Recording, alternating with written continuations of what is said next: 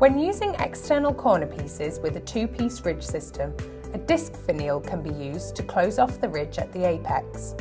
To install, simply pre-drill a hole in the small roll of the end ridge piece and attach the finial using a nut and countersunk or flat-headed bolt. The large roll ridge piece can then be placed over the top to hide the fixing, and the external corner pieces cut to slot together behind the disc finial.